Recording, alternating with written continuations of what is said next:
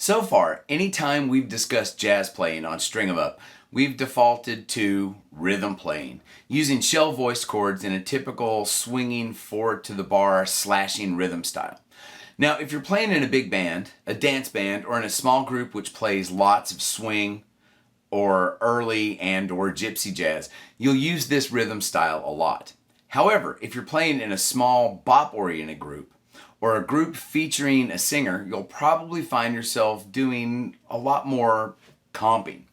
Now, making the transition from rhythm playing to comping can be a bit of a challenge, playing funky chord voicings in odd rhythms. Now, is there any way that we can ease this transition a bit? Well, I think so. So let's learn how to comp blues progressions using just a handful of rhythmic motifs and some two-note guide tone voice chords. Stick around.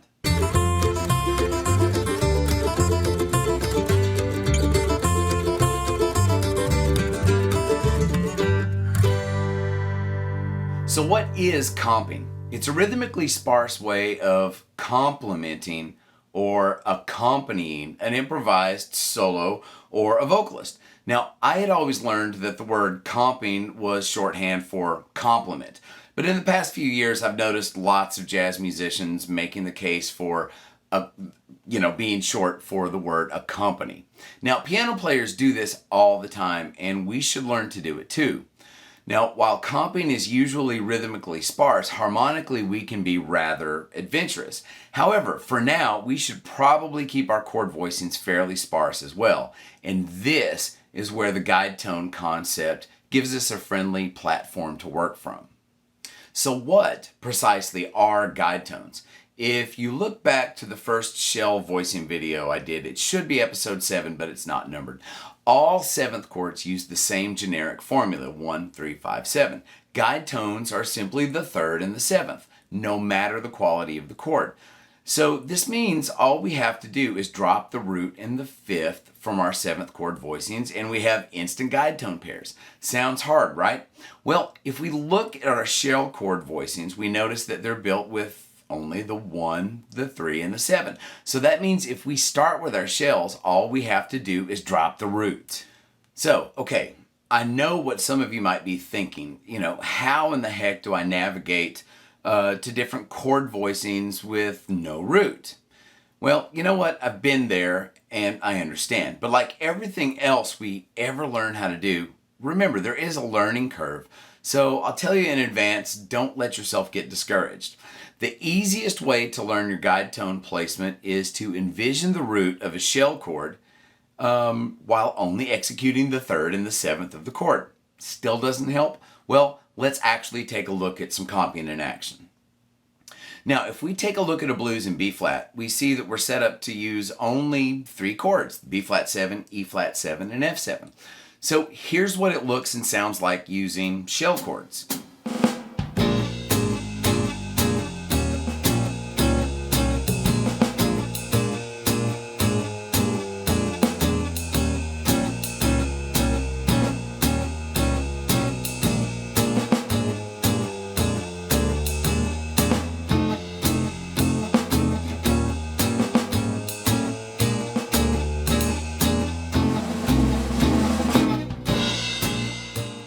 Now, if you're fairly observant, you'll notice that everything is tightly confined to the 5th through 7th positions.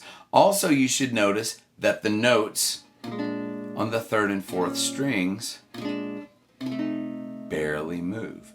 These notes on strings 3 and 4 are the guide tones. So you might be asking, I'm expected to accompany with only 2 notes? Well, sure, we do it in metal and hard rock all the time, so why not jazz? Okay, so here's what a jazz blues looks and sounds like using only guide tones.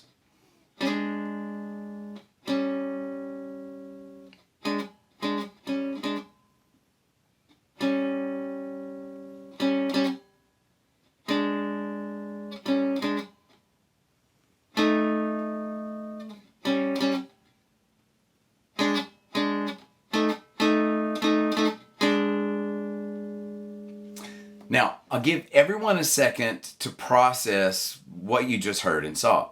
Notice that my left hand barely moved. In fact, all three guide tone pairs occurred within the space of 3 frets. Also notice that the chords might hit your ear as fairly dissonant. Well, that's because these note pairs are dissonant. They're tritones, the most dissonant interval. Matter of fact, they're the Black Sabbath interval. Now, here's a guide tone blues with a rhythm section accompaniment.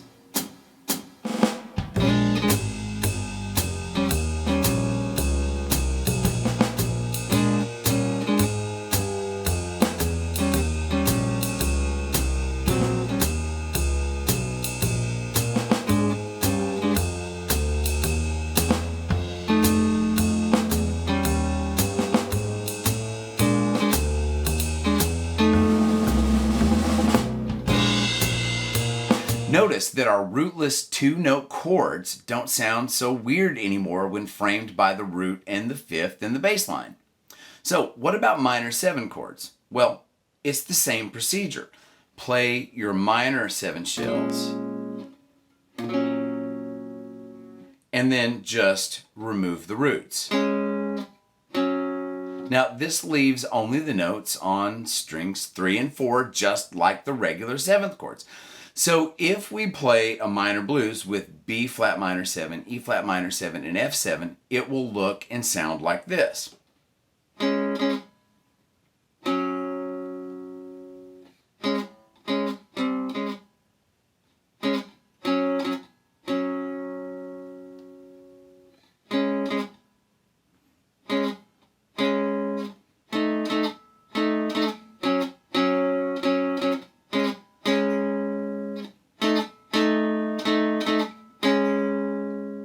And if we want to use major 7ths, well, again, deconstruct the shell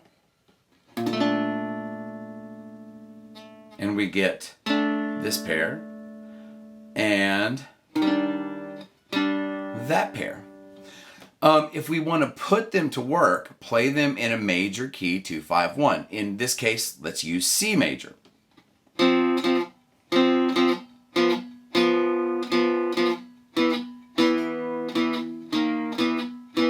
One more time.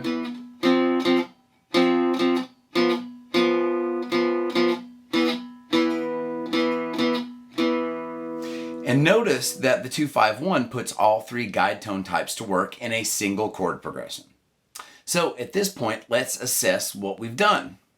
From a harmonic standpoint, we've stripped our chords down to bare bones, which gives our chords a lot of space. But if we use our slashing, driving 4-to-the-bar rhythmic attack with these 2-note voicings, we'll simply undo all the lightness and space that we've built into the chords. So at this point, how do we attach the same level of rhythmic lightness to our chordal accompaniment? Well, try this out. With your thumb, lightly strum your guide tone pairs in a 4-to-the-bar quarter note rhythm.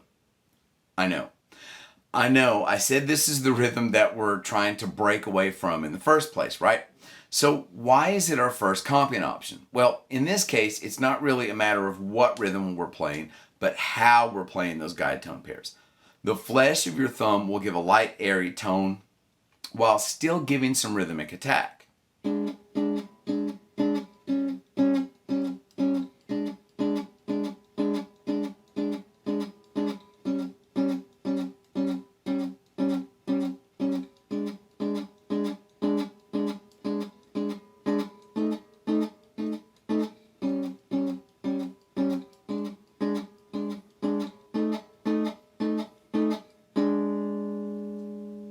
I use this texture all the time in guitar-bass duo settings. I generally comp this way during the bass player solos, especially in swing tunes. It gives the bassist a spare chord accompaniment, but still provides a quiet yet insistent rhythmic background to latch onto. So what are some other rhythmic templates we can use? Well, a really useful one is the whole note.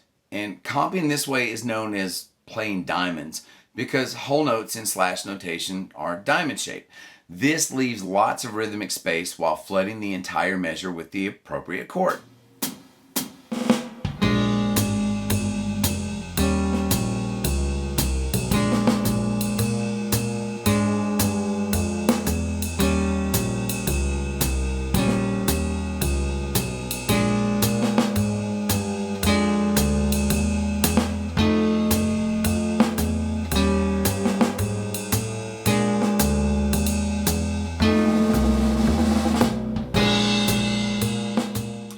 this isn't really useful in real life playing situations. It doesn't really interact with what the soloist is doing, and it really doesn't provide much rhythmic interplay. So what it's really good for is teaching you where to place your chords and to hear them for the proper duration before changing to the next chord in the sequence.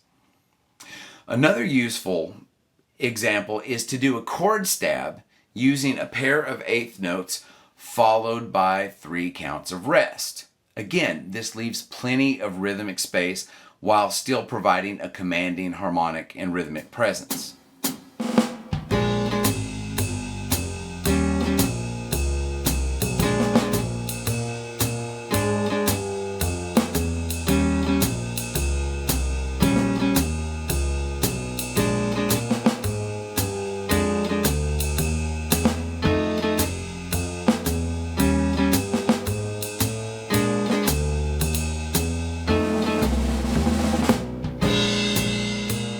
Now, what if we alternate these rhythms, starting with the whole note?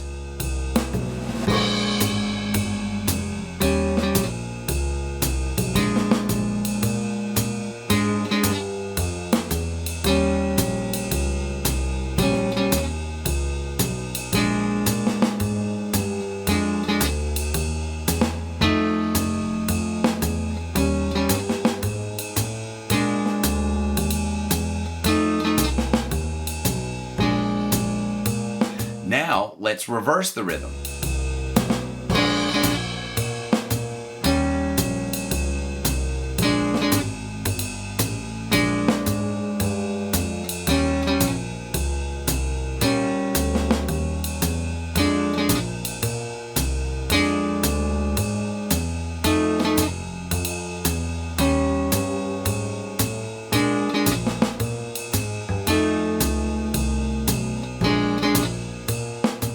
Now, let's interchange the rhythms at will.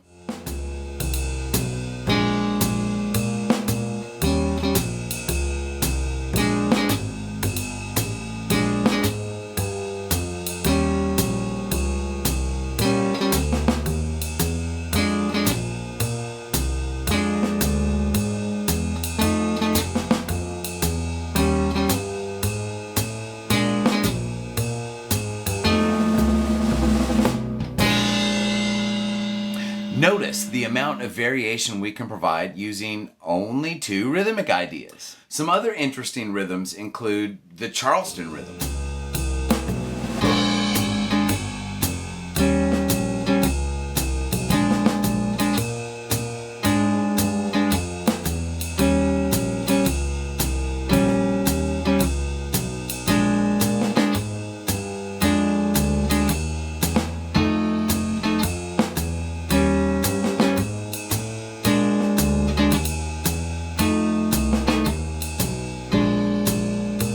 Watch out with this rhythm, however. If you use it too much, your comping can become a little stiff and dogmatic. But a well-placed Charleston rhythm here and there can really soup things up. Now, another really useful rhythm is the anticipated whole note or half note. This is a whole note or half note chord, which happens a half count early.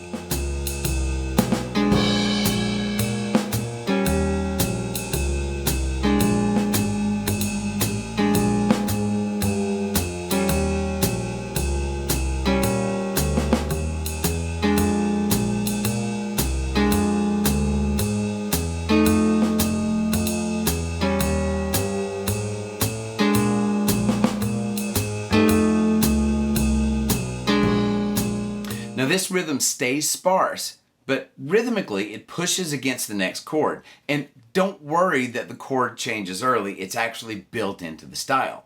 Now let's use all our rhythmic options.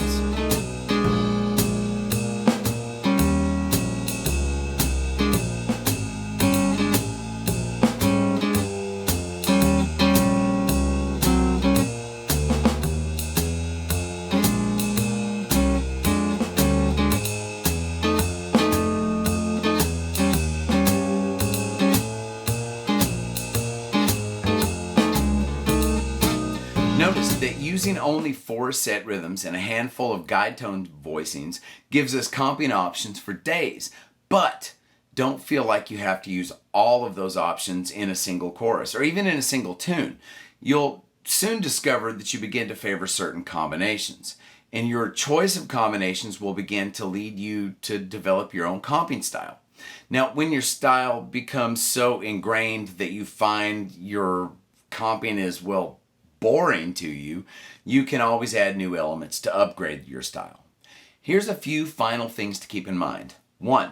If you're playing in a group with a piano player, organist, vibraphonist, or another guitarist, please coordinate your comping with them so you won't clash. It may be necessary to work out who should comp during, a given section of the tune. If there's no time or opportunity to coordinate your comping, do your best to keep eye contact with your fellow comper and watch for and be prepared to give visual cues. This is the most organic way to trade comping duties. 2. Remember, we comp for other players to solo over. It's their turn in the spotlight, so stay out of the way. 3. Self-comp.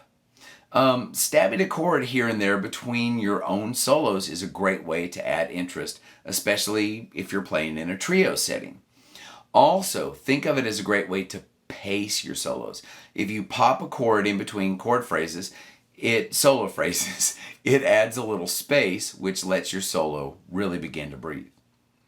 If you want to change keys, point number 4, transpose up or down chromatically. For example, if you know the A blues at the 5th fret to play in B flat, you move up to the 6th. To play in the key of G, move down to the 3rd fret. Easy, right? 5. Because we're dealing with tritones when we're playing dominant guide tones, these are diminished fifths. Well, each guide tone pair will recycle every 6 frets, which is also a tritone, by the way.